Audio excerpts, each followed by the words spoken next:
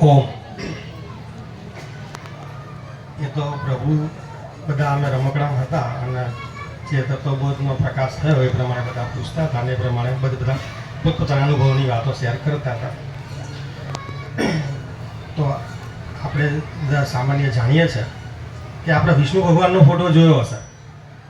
એક શિવ સમુદ્રમાં શેષ નાગની સૈયામાં સૂતા હોય છે. એક હાથેળી ઉપર મસ્તક રાખીને એ ધ્યાનમાં હોય, લક્ષ્મીજી ચરણ કમળ સેવા કરતા હોય, આવો છબી, આવો ફોટો આપણે જોયેલો છે. સદાશિવ કૈલાસમાં એ પણ આમ ધ્યાનમાં હોય છે, હે ને? બાજુમાં પાર્વતી હોય પણ એ પોતે પગ વાળેલો હોય, હાથની ધ્યાન મુદ્રામાં, જ્ઞાન મુદ્રામાં બેઠા હોય, ધ્યાનમાં હોય. બ્રહ્માજીને પણ આપણે જોયા છે ફોટામાં કે કમળ પર બિરાજમાન હોય અને એ પણ એમના ધ્યાનમાં હોય. તો નાનો એવો સવાલ છે કે આ બધા કોનું ધ્યાન કરે છે? આ બધા જેનું ધ્યાન કરે છે એ છે પરમ ચિદાકાશ, પરમ જ્યોતિ, અખંડ જ્યોતિ. અને આજે પ્રાગટ્ય દિવસ છે. તો આપ સૌને ખૂબ ખૂબ વધાઈ કે પરમ ચિદાકાશ, પરમ જ્યોતિ, અખંડ જ્યોતિમાં આપણે બધા જીવી રહ્યા છીએ.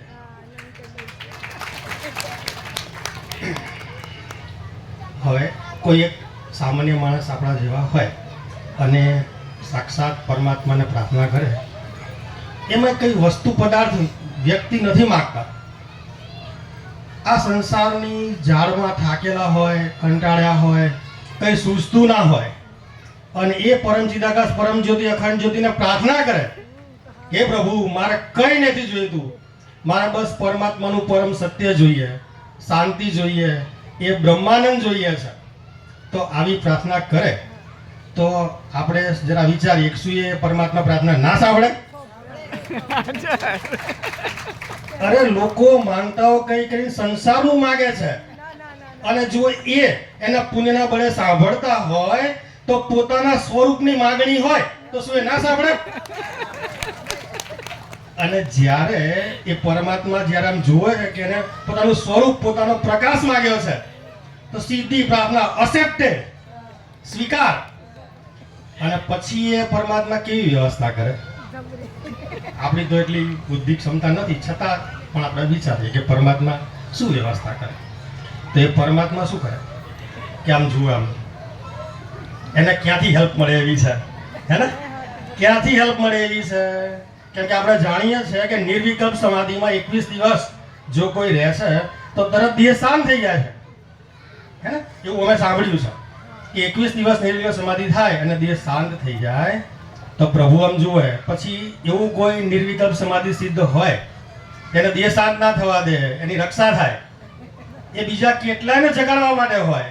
એ પરમાત્મા એ જે દેહની રક્ષા કરી છે એ આવા બધા જેની પ્રાર્થનાઓ ભેગી થઈ હોય ને એ સમૂહમાં, અને સમૂહમાં પ્રાર્થના જે ભેગી થઈને પ્રાર્થનાનું જે ફળ આપવા માટે એની હેલ્પ કરાવે અને પછી એ સીધો ત્યાં ભેટો કરાવી દે.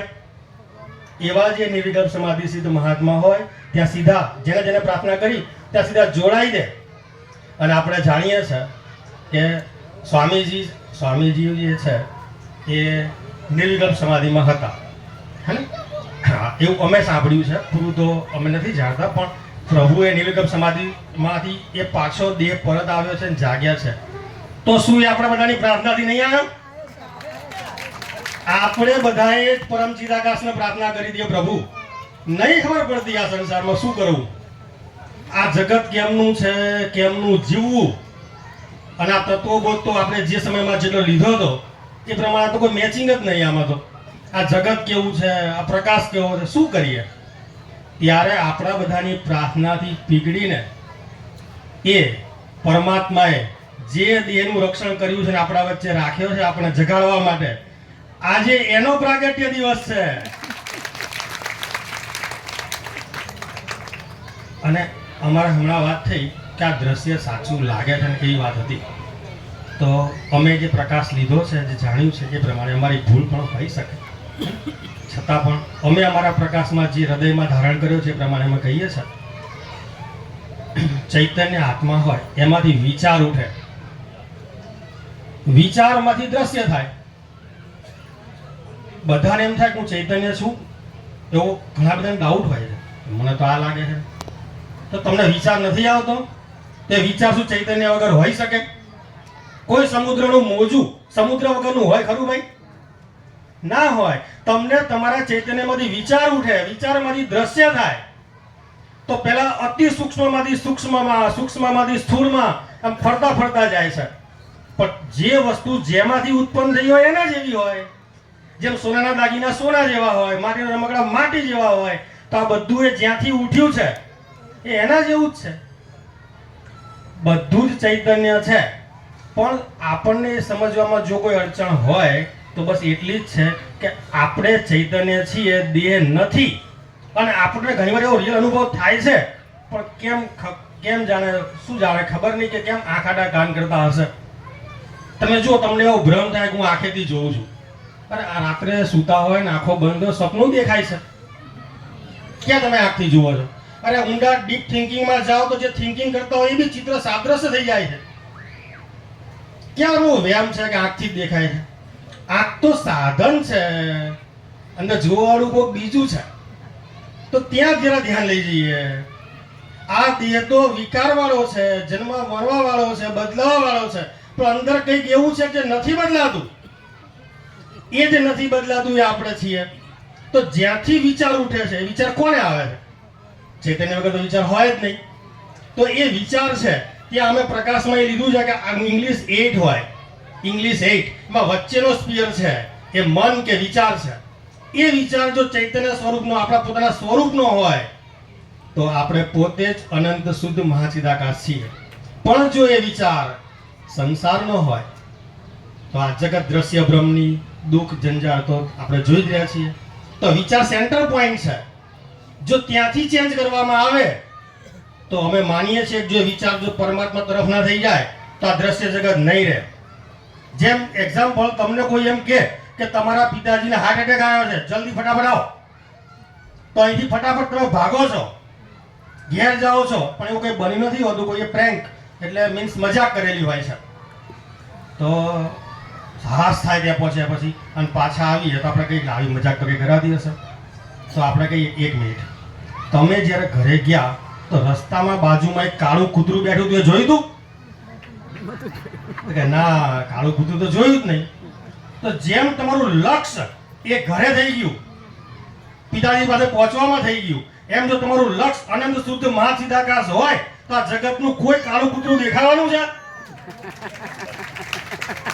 કઈ જ નહીં દેખાય. તમારું ટાર્ગેટ ડેસ્ટિનેશન શું છે? આપણે પોતે ચૈતન્ય છીએ એમ નહીં જાણવાથી આ બધી મગજમારી, આ બધા દુઃખ, સંતાપો, શોક, મલિનતા છે. અમારા સાથી મિત્ર એક છે, કલીગ છે, એમને 2 દિવસ પહેલા જ એક ચર્ચામાં વાત થઈ. અમે પૂછ્યું કે સર, આ જે બધા દુર્ગુણો છે, કામ, ક્રોધ, લોભ, મોહ, રાગ, દ્વેષ, મદ, મત્સર, ઈર્ષા વગેરે બધું, આ બધું જ્યાં સુધી ના જાય ત્યાં સુધી પરમાત્માના દર્શન કેવી રીતે થાય? તો અમે કહ્યું કે ભાઈ આ તમે જેને દુર્ગુણ કહો છો એમાં ગુણ શબ્દ અંદર છે. તમે જેને દુર્ગુણ કહો છો એમાં ગુણ શબ્દ છે. બસ આપણી ભૂલ એટલી જ છે કે આપણે પોતાને દેહ જાણીએ છીએ, બાકી એ દુર્ગુણ છે જ નહીં. ચાલો તમને કામ વાસના થઈ, તો કામ વાસના તમે વ્યક્તિની, વસ્તુની, પદાર્થની કરી, સ્ત્રીની ને ધનની કરી, તો આ દુર્ગુણ છે. તમે પરમાત્માની કરી દો, એ કામ વાસના તમે પરમાત્મા તરફ વાળી દો, એ દુર્ગુણ જ સદગુણ થઈ જશે. લોભ છે, કઈ વાંધો નહીં, સારી વસ્તુ છે. એ લોભ તમે પરમાત્માનો કરો કે આજે તો આટલું જ થયું, હજી તો મારામાં આ છે, મારા તો પરમાત્મામાં હજી આટલું વધવું છે, લોભ કરવા માંડો, સદગુણ થઈ જશે. આ જગતમાં પરમાત્મા સિવાય કંઈ છે જ નહીં, તો દુર્ગુણ નામની વસ્તુ હોય કેવી રીતે? આપણે પોતે દેહ છીએ, આપણે પોતે દેહ છીએ એમ પકડી રાખીએ એટલે આપણે બીજી વ્યક્તિ, બીજી વસ્તુ, બીજો પદાર્થ, મતલબ સ્ત્રી કે ધનની અપેક્ષા થાય તો જ બીજી વસ્તુની માગણી થાય. તમે અંદર છે ચેક કરો, હું ચૈતન્ય છું, તો તમારે બીજી કોઈ વ્યક્તિ, વસ્તુ, પદાર્થની જરૂર જ નહીં. અરે એ જે ચૈતન્યનો જે આનંદ છે ને, એ તો આ જગતનો વિષયાનંદના પડછાયા બરાબર બી નહીં, પડછાયા બી નહીં. એનો 10% ભાગ કેવું હોય તો વિચાર કરવો પડે. પડછાયા બરાબર બી નહીં, એટલું પરમાનંદ છે. અનંત પ્રકાશ, અનંત આનંદ, અનંત શાંતિ. આ જે છે એનો એક છાંટો બી મળે તો બી મને છટકી જાય, પેલો ગાળો થઈ જાય, એવું થઈ જાય, એટલું જોરદાર છે. તો આપણે પોતે એ જાણતા નહીં એટલે આપણે બીજી વ્યક્તિ વસ્તુ પદાર્થમાં કામ ના કરો છો એટલે દુર્ગુણ થઈ જાય છે. અને તમે પરમાત્મા સિવાય કોઈ બી વસ્તુની અપેક્ષા કરીને તો એ સદગુણ બી દુર્ગુણ થઈ જશે. સદગુણ હશે તો પણ દુર્ગુણ થઈ જશે. તમારે બીજું જોઈએ, તમારામાં નથી એવું જોઈએ છે તો તમારામાં નથી એવું જોઈએ તો એ થઈ જશે. એટલે મારા અભિપ્રાય પ્રમાણે તમારું ધ્યાન વિચાર તરફ રહેવું જોઈએ. જો એ વિચાર જગતનો હશે તો તમે ઊંડી ખાડમાં જ જવાના છો. અને અમારા પિતાશ્રીની એક વાત યાદ આવે છે. પ્રભુ જ્યારે નિકોરા હતા ત્યારે અમારા પિતાશ્રી જયંતિ પ્રભુએ પ્રભુના સાનિધ્યમાં બેસી અને એક પ્રશ્ન કર્યો હતો એમને. અમારા જયંતિ પ્રભુએ, અમારા પિતાશ્રીએ પ્રભુને એવો પ્રશ્ન પૂછ્યો, હે પ્રભુ, અમે બ્રહ્મચિંતન કેવી રીતે કરીએ? હે, કારણ કે અમને ગરીબદાસ બાપુનું ભજન ક્યાંક વાંચ્યું હશે. એ ભજન એવું હતું, બ્રહ્મ જિજ્ઞાસુ એ કરવું બ્રહ્મ રૂપનું શ્રવણ મન નિધિધ્યાસ, એવું ભજન હતું. તો એમને બ્રહ્મચિંતન, બ્રહ્મને તો કોઈ આકાર નહીં, કોઈ ગુણ નહીં, નિર્વિકાર, નિરાકાર, નિરંજન, નિર્ગુણ, એનું આપણે ધ્યાન કેવી રીતે કરીએ તો એ સમજ્યા નહીં. એટલે પ્રભુના સાનિધ્યમાં પ્રભુને પ્રશ્ન કર્યો અને પ્રભુએ એ જવાબ આપ્યો. હજી આટલા વર્ષોથી હજી અમારા હૃદયમાં છે. પ્રભુએ એનો જવાબ એવો આપ્યો હતો કે જગત ચિંતન રહિતપણું એ જ બ્રહ્મચિંતન છે. જે જગતનું ચિંતન ના થાય ને એટલે બ્રહ્મચિંતન થઈ જ, એના સિવાય બીજું કંઈ બસતું જ નહીં. તમે પોતે કલ્પના કરી અને આખું જગત ખડું કરો છો અને એનું ચિંતન કરો છો. તમારા સિવાય ત્યાં કોઈ હાજર જ નહીં. રાત્રે તમે સપનું જુઓ, સપનામાં કંઈ બી દેખાતું હોય, તમારા સિવાય ત્યાં કોઈ નહીં. એના માટે અમારે એ ચર્ચા થઈ હતી. તો એ ચર્ચામાં એ વાત હતી કે રાત્રે સપનું આવે ને સપનામાં તમે ક્યાં જાઓ છો. રાત્રે અમે જે છે એમ જેમ છે એમ કહીએ તો અમે એમને એવું કહ્યું કે રાત્રે તમે સૂતા છો ને સપનું આવે છે તો સપનામાં તમારે કાશ્મીર ફરવા જવું હોય. હા ને, અત્યારે નહીં પણ જો સપનું છે, સપનામાં નિયમો સરકારના લાગુ ના પડે, તો સપનામાં કાશ્મીર ફરવા જવું છે તો સપનામાં બધે અમે જોયું કે ઘરના બધા ફેમિલી સાથે સામાન વામાન પેક કરી અને એક કાર બુક કરી અને કાલુપુર રેલવે સ્ટેશન પહોંચ્યા. જમ્મુ તાવી એક્સપ્રેસમાં ટિકિટો બુક કરેલી છે. ત્યાં પહોંચ્યા, ટ્રેન મુકાઈ ગઈ છે, અડધો પોણો કલાક પહેલા પહોંચી ગયા સ્ટેશને. જઈને અંદર સામાન મૂક્યો, હજી અડધો કલાકની વાર હતી. એવામાં ગ્રુપમાંથી એક જણાએ કીધું થોડી ભૂખ લાગી છે. તો એક ભાઈએ બહાર ટ્રેનની બારીમાંથી બહાર નજર કરી તો બાજુમાં એક ગોટાનો સ્ટોલ હતો, ગરમ ગરમ ગોટા બનતા હતા. બાજુમાં ચાનો સ્ટોલ હતો, ગરમ ગરમ ચા બનતી હતી. તો અમે ઈચ્છા વ્યક્ત કરી ચા ગોટાની પાર્ટી કરીએ. તો બધા બહાર આવ્યા, ગોટાની ડીશ મંગાવી, ચા મંગાવી, ગોટાનો સ્વાદ લે છે, ચા લે છે. કેટલા બધા યાત્રીઓની અવર જવર ચાલુ છે, ટ્રેનમાં કુલીઓની અવર જવર ચાલુ છે, એનાઉન્સમેન્ટ ચાલુ છે, આખું કન્વર્સેશન દેખાય છે, બધું સપનામાં. આ બધું જ જોતા હતા. અચાનક કંઈક બન્યું, આંખ ખુલી ગઈ. આંખ ખુલી ગઈ, તેમને જોયું એ તો પથારીમાં હતા. તો સપનામાં જેટલું બી એમને જોયું, એમના પોતાના ચૈતન્યમાં જોયું, એમને હૃદયમાં જોયું. તો એ જેટલું તમને દેખાય અંદર બધું એ પોતે જ બન્યા હતા. એમાં ઘરના ફેમિલી મેમ્બર બી એ પોતે, અને જમ્મુ તાવી એક્સપ્રેસ બી એ પોતે જ હતા, કિવલી પણ પોતે, યાત્રીઓ બી પોતે, ગોટા બનાવવા પોતે, ગોટા ખાવાવાળા બી પોતે, ગોટા બી પોતે. એમના સિવાય તો કંઈ હતું જ નહીં. એમ આપણા સિવાય અહીંયા કંઈ નથી. અહીંયા આ બધું જે દેખાય છે એ સ્વપ્નની માયાજાળ છે. એમાં જો આપણને આ રીતે પરમાત્માને પ્રાર્થના કરેલી હોય અને આ રીતે પરમ ચિદાકાશ, પરમ જ્યોતિ, અખંડ જ્યોતિનું સાનિધ્ય મળી જાય, હે ને, હા, તો પૂછવું જ શું. અમે રેગ્યુલર લાભ લઈએ તો અમને હમણાં જ વાત થઈ, થોડી વાર પહેલાં અમને સેવા કરતાં પૂછતા હતા તો અમે કહ્યું કે અમે રોજ અહીંયા આવવાથી અમને શું ફાયદો છે. તો અમે કહીએ કે અમે અમારું જ્યારે કામ પૂરું કરીએ છીએ ત્યારે અમને સહજતાથી તત્વબોધનો વિચાર આવે કે આજે પ્રભુ આ વસ્તુ પર ભાર મૂક્યો હતો, આજે આ પ્રભુ આ બોલ્યા હતા, અને એનું ચિંતન ચાલે. બાકી તો તમને ખબર છે સંસારમાં તમે મત કરો ને, મથોને પકડી રાખો ને વિચાર લાવવા માટે તો બી રહેતો નહીં. અને અહીંયા એ જ રહે છે, જતો નહીં. સહજતાથી, હા, સહજતાથી પરમાત્મામાં જ રહેવાય છે.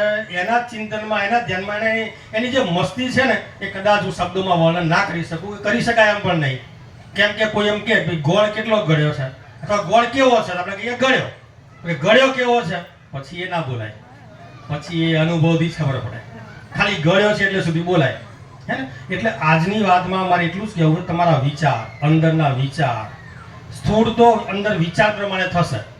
તમે કોઈ પણ ક્રિયા કરો છો ને તો પહેલા વિચાર સૂક્ષ્મમાં ઉઠે છે, પછી ક્રિયા થાય. એટલે ધ્યાન જ્યાં સૂક્ષ્મમાંથી ઉઠે છે, જો ત્યાં રાખવામાં આવશે, એને ચેન્જ કરી દેવામાં આવશે, એને પરમાત્મામય કરી દેવામાં આવશે, એનું લક્ષ્ય પરમાત્મા કરી દેવામાં આવશે, તો સ્થૂળનું લક્ષ્ય તો આપોઆપ એમને એમ જ સહજતાથી ચેન્જ થઈ જાય. બાકી તમે સ્થૂળનું ચેન્જ કરો, અંદરનું ચાલતું હોય કામ વાસનાઓ, તો કદી ચેન્જ નહીં થાય. ઉલટાનું એ બદલી નાખશે બહારનું, પણ અંદરનું જો લક્ષ્ય પરમાત્મા હશે તો જ બહારનું બદલાશે. ખાલી બહારનું બદલ કરશો ને અંદર વાસના હશે તો કશું જ નહીં થાય. આ બાબતમાં અમે એક દ્રષ્ટાંત કહીએ છીએ. દ્વારિકા નજીકનું 200 કિલોમીટર આજુબાજુનું એક ગામ હતું. ગામમાં બે યંગ મિત્રો હતા, બંને બ્રહ્મદેવતા હતા. બંને કૃષ્ણ ભગવાનના બહુ જ ભાવિક હતા, એટલે કૃષ્ણ ભગવાન એમના ઈષ્ટદેવ હતા. ગરીબ બ્રાહ્મણ, બંને ગામડાના જે બ્રહ્મદેવતા અને ખેડૂતનું જીવન. તો એમને એકવાર ઈચ્છા વ્યક્ત કરી કે આપણે દ્વારિકાધીશના દર્શન કરવા છે. તો બંને જે બ્રહ્મદેવતા હતા, બંને જે મિત્રો હતા, એમને દ્વારિકાધીશના દર્શન કરવાની ઈચ્છા વ્યક્ત કરી, પણ એમની પાસે પૈસા હતો નહીં, અને એ જમાનામાં આટલી સાધન સગવડની વ્યવસ્થા પણ નહીં. એટલે બંને મનોમન નક્કી કર્યું અંદર કે આપણે ચાલતા દ્વારિકા જઈએ.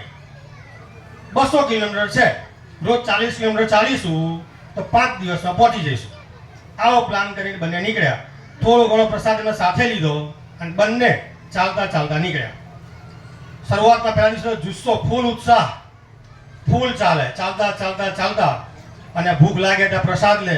એમ કરતા 1.5-2 દિવસમાં એમની પાસે જે લાવેલો પ્રસાદ બધો પૂરો થઈ ગયો અને એટલું અંતર પણ કપાઈ ગયું. હવે હજી આગળ ચાલતા જાય છે, એમને ભૂખ લાગી છે, તો આજુબાજુમાં ક્યાંય વ્યવસ્થા કરતા જ્યાંથી પ્રસાદ મળે ત્યાંથી વ્યવસ્થા કરતા જાય છે.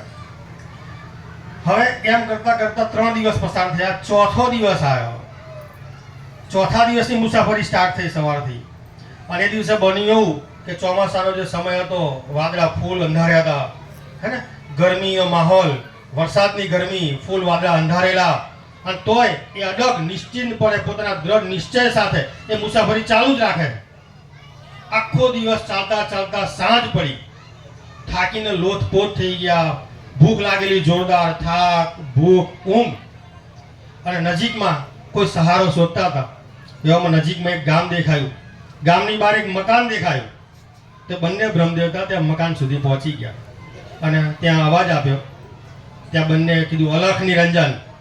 તો એક માળી અંદરથી આવ્યા બહાર.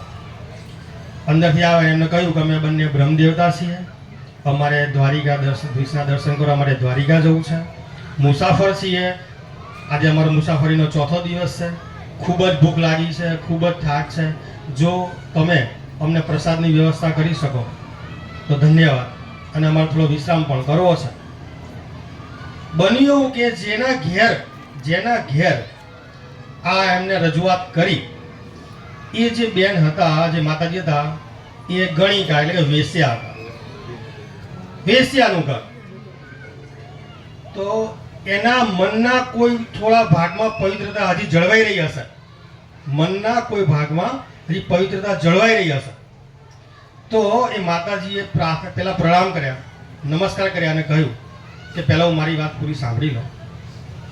હું તમારા માટે પ્રસાદની વ્યવસ્થા પણ કરી શકીશ, મારા જાતે બનાવીશ, ગરમ જમાડીશ, તમારા વિશ્રામની વ્યવસ્થા પણ કરી દઈશ, પણ હું વેશ્યા છું.